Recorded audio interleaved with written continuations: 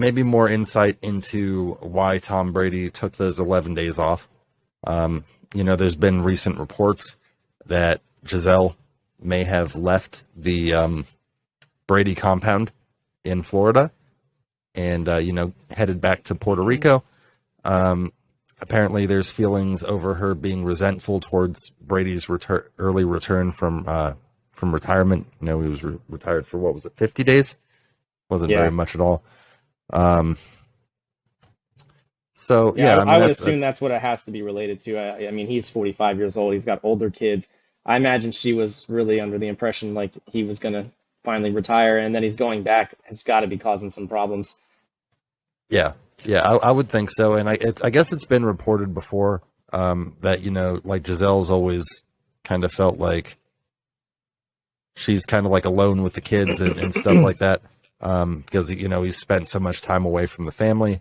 Right. Of course, as you mentioned, they do have 3 kids.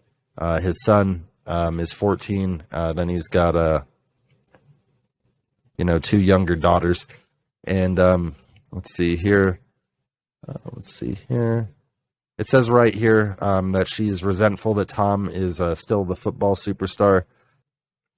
Obviously, an understandable situation, like you said. She was counting on him being home with the family.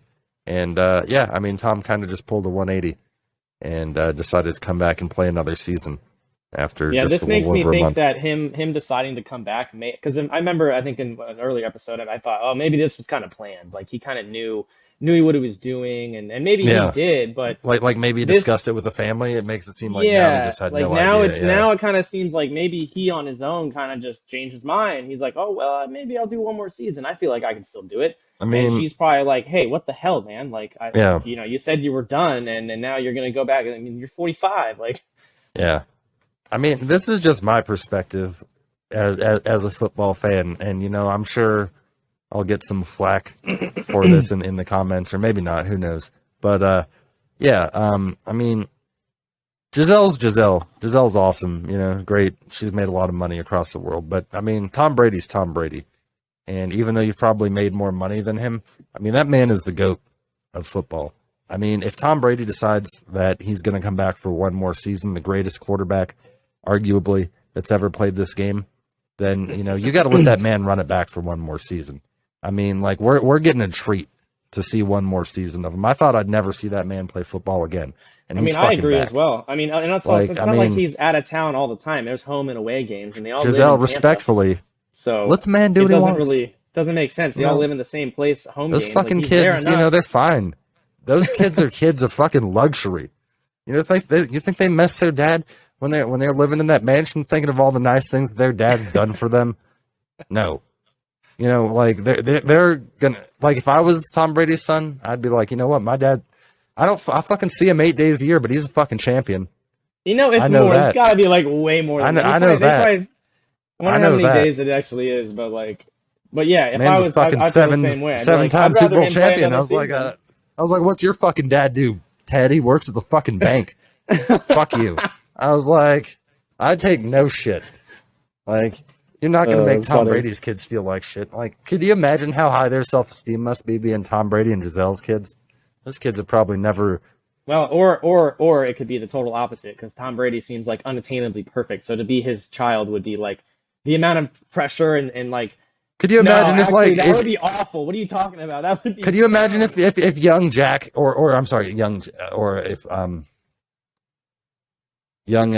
Benjamin, I think his oldest son. I don't know his kids' names. Went out and Jack's his oldest. Okay, yeah. So I fucked it up earlier too. He's got 2 boys and 1 girl. So okay. I wonder if one of them will end up making it into the league. Just when Tom finally retires, then you get his son in the league. Be hilarious. Belichick drafts him. Belichick drafts him. He's just like, or his daughter grows up and becomes like the first like female head coach or some crazy shit. Yeah, maybe. Could happen. Could absolutely happen. But yeah, I mean, obviously the key thing there is how's this going to affect the man's play? Obviously, anytime you go through any type of obviously they're not broken up. It sounds more like it's just a split up.